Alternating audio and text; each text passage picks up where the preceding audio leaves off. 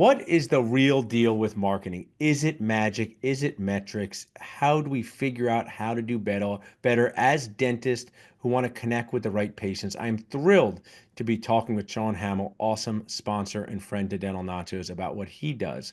If you'd like to learn more about Sean and the art of dental marketing, text Sean to 215-543-6454. Text Sean to 215-543-6454. I love our topic about talking with Sean Hamel of the Art of Dental Marketing about the cycle of mediocrity. Story-based marketing is more. Welcome, Sean. Tell us a little bit about what you do on a daily basis to help dentists smile more and cry less. I love the question. We help practices grow. I mean, selling dentistry and growing dental practices definitely takes expertise. There's a lot of things to dental marketing that are unique, and there's a lot that goes into growing a practice where there's a medical skill set obviously involved. But the average patient, your clinical skill has very little to do with their buying decisions. So, really focusing in on the things that grow a practice, help. We use what's called the chosen approach, but help people to pick your practice. I always say when I speak and travel, one of the biggest things with dental marketing that doesn't work is there's this hyper focus on visibility. So, being seen versus being chosen. And unless people are picking your practice or calling you or filling out a form, you're still not making money, even if you rank super high in SEO. Granted, that is important, but I tell docs all the time, even if you get to page one, top three, you still only have a 33% chance of someone picking you, one in three.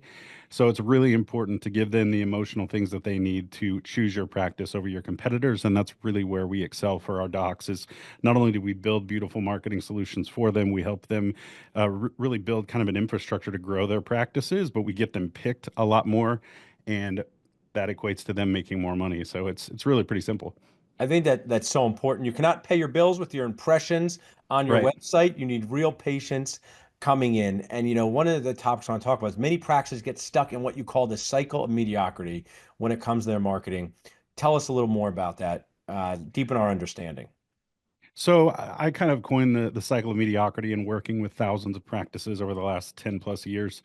And what I mean by that is just kind of most dental marketing really falls flat. It's super generic. A lot of dental websites kind of look the same. They say the same things. The marketing is really more about the doctor than about the patient. And so doctors are always scrambling, trying to find this next silver bullet or the thing that's really going to grow their practice. And they get stuck in what I call the cycle of mediocrity by the marketers. And very simply, Paul, what it is the marketing doesn't differentiate the practice. So the practice gets stuck where they get locked into price and proximity searches. So who's closest, who's cheapest. And in order to compete with each other, because there's no differentiation going on, discounts and gimmicks kick in. And so you have to start devaluing your dentistry to grow. You don't need to do that to grow a dental practice. I don't like discounts and gimmicks, especially when you think about a medical environment where pain, infection, those kind of things are taken into account, at least in the back of people's minds. And then you're saying, hey, I can do that for free, or hey, I can do that really cheap. It's not a good emotional setup Yeah. to really grow your practice. And a lot of times that gimmicky marketing leads to patients that are the undesirable ones that just burn practices out, burn doctors out. And then the doctor scrambles and hires a new marketing company, whatever their pitch may be, or whatever's out there. There's an incredible saturation of dental marketers out there, but if the marketing still is kind of that templated, generic, hyperclinical focus, you're gonna fall back to that eventually, and the marketing's gonna underperform because there's only so much low hanging fruit that's gonna appeal to, and so doctors constantly are discount your dentistry, spend more money, and those are not effective ways to grow a dental practice. I love what you're sharing. I mean, I want to share as a dentist of 20 years. Not once has a patient complimented me on my crown prep, which is a technical thing. They have never said, "Hey, Paul, great job with this crown prep." And as you're talking, it made me think of this, and I'm sure it's something you think about, is that dentists are marketing like they want other dentists to be their patients, right? Oh yeah. I will follow up with very few patients, and by very few, I would say less than 10 in my 20-year career, have ever cared where I went to school, okay? Have ever cared where I went to school. But for some reason, dentists seem to bring this to the forefront. And I just think that is something that patients just simply do not care about. So I love that you are sharing with us how important it is to be chosen, not just seen. Now, the pretty website syndrome, right? We all want to look at our websites, whether it's dentalnachos.com, or dentistjobconnect.com, and be proud of our website. But tell us a little bit more about this pretty website syndrome and why it's more than that. Yeah, so dentists tend to equate expense with value, and they're two very different things. So just because something's really expensive doesn't necessarily mean that it's valuable. And don't get me wrong, it's important to have a website that represents your brand, represents the things about you that you want to share. But really, when it comes down to it, dental marketing is not about you as the dentist, it's about the patients. And you need to shift your marketing message away from being about you to being about the patients and how you guide them to the outcome that they desire, whatever that may be. And with story based marketing, what I see a lot is that's kind of a buzzword now where people are talking about story-based marketing, and that just means, oh, well, we come do photography or videography. Those are components of telling stories, but they're not story-based marketing. Story-based marketing is very emotive. It's designed to connect and be memorable. You shared a story in Nachos about, I think it was your Uber driver and an implant that his mom Yeah, had gotten, and how in the last year of her life it changed so many things for her, and she was able to really enjoy that time. That's much more memorable than, hey, I'll give you $500 off an implant, right? right. Because as consumers, we're constantly bombarded with messaging. I mean, you're on your phone, you're out and about, you're seeing video ads, you're seeing traditional advertising and things. You're just constantly bombarded with advertising. And so, unless you do something memorable or you say something that lines up with somebody's lifestyle or like a season of life that they're in, you're not going to resonate with that patient. They're going to forget about you.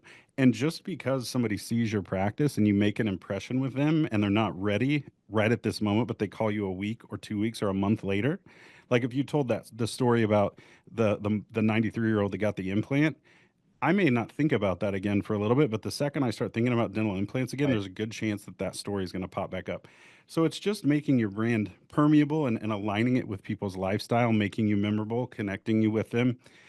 Big part of it, Paul, most people statistically are afraid of dentistry. They're afraid of the dentist. So people approach that buying decision, it's not about features and benefits. It's about things like having things in common, access to transparency around what the experience is going to be like. How have you helped other people? How have you helped people thrive and grow? How are you going to make my life better? How are you going to make my day to day better? Those are the kind of messages that really resonate with people. And again, they help you to be chosen more often. So you're going to be more profitable, but also you can really rev up ground marketing. We do that with all of our clients here, but you can really rev that up and rev up that referral engine when you have positive stories where people are having good experiences with your practice. I love it. I mean, that was really, I was working on my presentation in the car that time on my way to the lecture, and that's when the Uber driver said that, and I put it in the lecture that night. And I said, that's the real story, right? That's what Hmm. our patients want. I don't want to brag, but I have a video of me and like a 70-year-old patient that's gone viral. It has 16,000 views. It's 71 seconds and about her experience with an implant overdenture, how she can eat what she wants, feels good about herself. And I have used these three magic words just like you. So when I get a patient that's resistant, I will actually just take out this video and say, hey, this patient was just like you. She felt the exact same way. Let's spend 70 seconds watching her story. And I just Hmm. think as we kind of reinforce these ideas to dentists in this educational podcast, it's not about your degree. It's not about your crown prep taper. It's about the impact you have on your patients' lives. And I just don't think we're never taught this in dental school. I mean, one thing I'll ask you kind of off the cuff is, you talk to dentists all the time about wanting to grow their practice. They want the right patients. They want to bring in people. And it's have giant EBITDA or they can buy a second boat. Most dentists don't even have one boat, right? It's because they want to do two things. They want to help patients and help their practice. Help Yep. patients and help their practice. You know, if you could go into dental school, what would you tell them to teach dentists, right? I mean, it's an off the cuff question, but like, what do you see that's missing? You're talking to these dentists who have degrees, they went to school, they become specialists, and they kind of don't know anything about it. What would you tell dental schools to teach about marketing? That is not about you. It's about the outcomes that you guide people Yeah. to, really is the main thing. I see, a lot of practice websites and things out there. And this is probably a longer conversation, Paul, but there are so many things that are going on in dental marketing itself that are very difficult for the industry as a whole. So you have a lot of inexperience coming in. You have a lot of people saying things that, maybe that makes sense if I own a restaurant, but I own a dental practice, and Yeah. so it's not the same thing. So there's a lot of things going on in dental marketing specifically. But for dentists, when your website and everything is about you and you're constantly positioning yourself as the answer to people's problems versus more positioning yourself as a guide to the outcome that they want, it's really a message that kind of falls on deaf ears because people are inherently selfish, right? Yeah. Everything's about me. And Yeah. so, and I get it. I mean, I've talked to so many doctors that are in tough situations with marketing. I started ADM helping a friend out growing his practice, and I didn't know anything about dental marketing. Luckily, he was a friend of mine, so he let me make a lot of mistakes. Yeah. But I never started this agency with a desire to have an agency. I never started this agency to make money. I did it to help a friend of mine, and I really tied into this emotional conversion focused marketing that worked really great for him. And of course, all his friends and people were like, well, who's doing your marketing? And that's how ADM came into being. And we've never pivoted off of that. We've gotten better, but we've never left that home base. And so just getting doctors to understand it's not a glorification of you, it's about positioning you as strength, right? The guide is the strength in the story Yeah. typically. So positioning you to the person that can take the patient where they want to go, and then just a lot of affirmation and social proof. And I get it for dentists too. You graduate under intense financial pressures. I mean, constantly, just huge sums of debt, and you're constantly sold to and you don't know who to listen to. And so it's tough. But getting in front of younger doctors and trying to explain to them like, hey, the marketing isn't about you, it's about the patient. It's not about the clinical aspects of what you do. You need to share with people who you are and why you do what you do, because like you said, they all kind of see you as equally skilled. They don't know who's the Right. best clinician. So telling them that you're great at what you do, they already assume that you are. Telling them that you're really smart, you're a doctor, they already know that you are. So when I speak, I always laugh. It's like imagine going into a car dealership and the sale you're like, "Hey, I want to buy a new car." And the salesman's like, "Well, great. All of our cars have turn signals and engines." And you're like, "Cool. Like I kind of figured that, right?" Yeah. Yeah. It's Yeah. it's the same thing as a dentist telling me that they're smart. Like, of course you're smart. You're a doctor. Of course you can perform dentistry. That's what you do. I have no clue if you're better than the doctor down the street, but somebody I care about had a good experience here, or I saw that you offer where I can watch Netflix in the ceiling while you're working on my teeth. Those are the little motivators that get a patient in your chair or don't get a patient in your chair. And dental marketing has been so complicated, and so many doctors are sold things versus really getting help to grow their practices. I love what you're sharing with that. I also like this point. I'm a big fan is it's more than just your website. So let's say someone has this story, right? It could Hmm. be a written story, it could be a still image, it could be the video that I talked about. And Hmm. it's you were saying put it everywhere. What does that mean? It's more than your website. Where would you implement this story-based approach outside of your website? Yeah, it's a great question. So obviously what we do here, it's there's a lot of emotion, a lot of experience that's gone into what we do for our clients. But for just a doctor watching this podcast that wants to get started with story based, one of the first things and easiest things is just to focus on your bio. So a lot of dentist biographies, they're all about how smart they are and like all of these great things that they've done in their life. And don't get me wrong, that's great. But then usually at the bottom, there's like two or three sentences of who that person is or your hobbies and interests and things like that. So you have to think the way that we're wired as human beings. When we're fearful and apprehensive, we look for clarity, we look for connection, we look for commonality. It's just the way that we're wired. I always joke when I speak, when the aliens show up in the movies, like we always send that helicopter up and we like shoot lights and make sounds because we're trying to see if we have something in common. A lot of times, that messaging of putting forth who you are and why you do what you do and who you are outside of the op, those are good for people because they can recognize those things. Maybe you both play guitar, right? Maybe you have something in common. And I have so many testimonials of my doctors who it's like, yeah, doc hikes and has a dog. I have a dog, so I picked them Yeah. because there's really no other differentiation going on. But when you have that commonality with your patients, it becomes easier to be that person's choice. So that's one of the best ways is just to put who you are out there and put the unique aspects of your patient experience out there. It's not about the clinical I aspects of mean, what you do.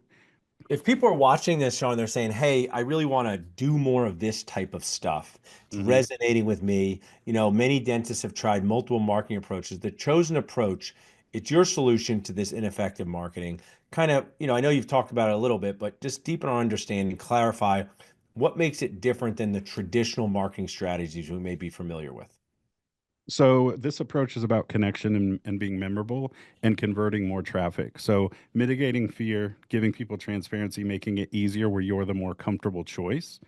That's what we do, and our clients get chosen more, so their phones ring more, they get more form submissions, they get more new patients in the chair, and we're helping them on the other side too. So if they need help with things around their team, if they need help around their systems and processes, like we really are more of a dental practice growth agency versus just being a marketer.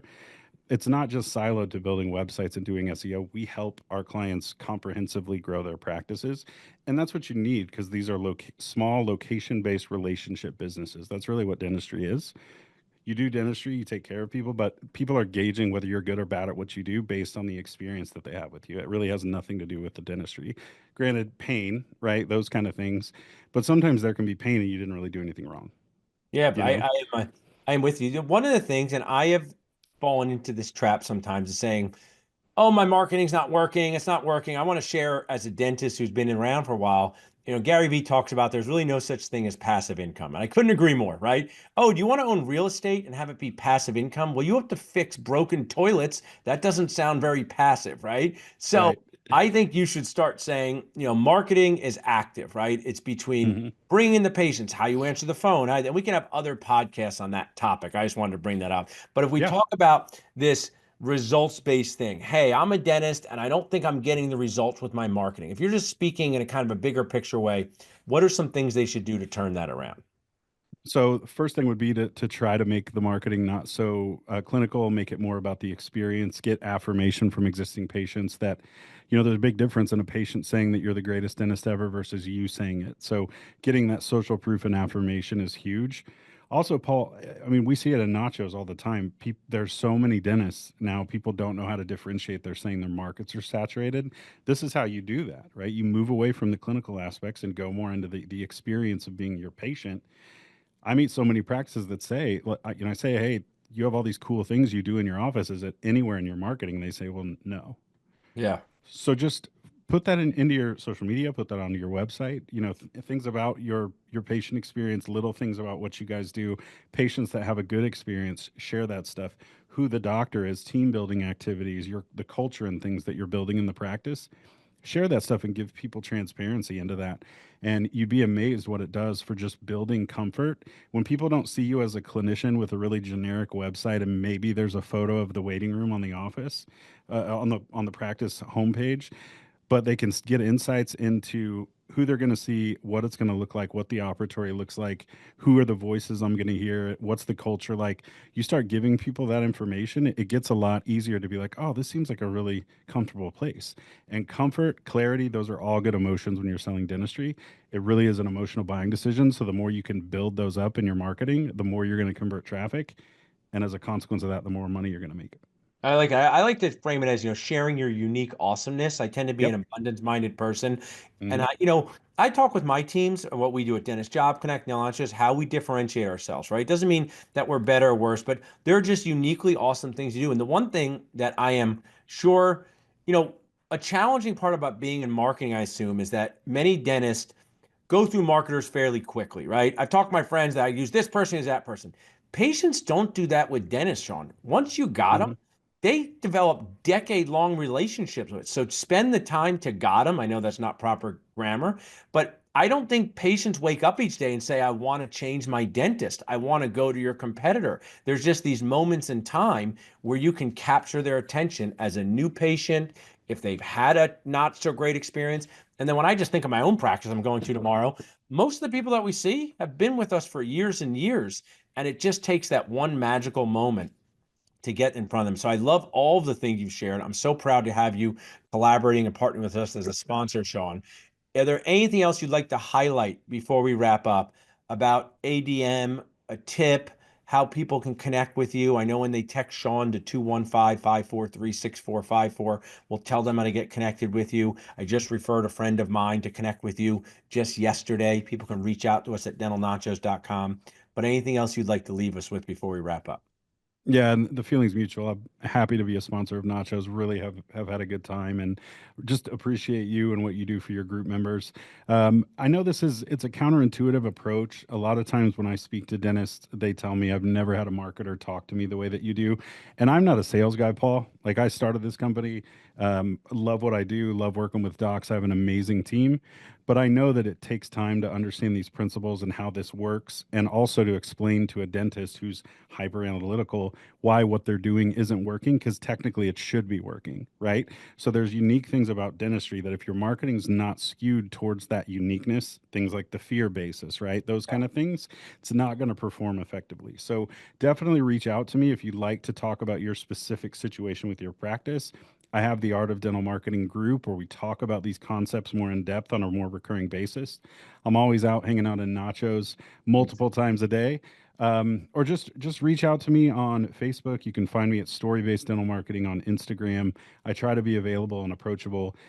Happy to answer questions and provide more clarity on how this works so effectively, and the results that we're getting for our doctors. Awesome. Well, I'm guac grateful. It's the highest level of thanks for having you as a partner and friend, Sean. Thanks so much for Absolutely. sharing with us today. Thanks, Paul.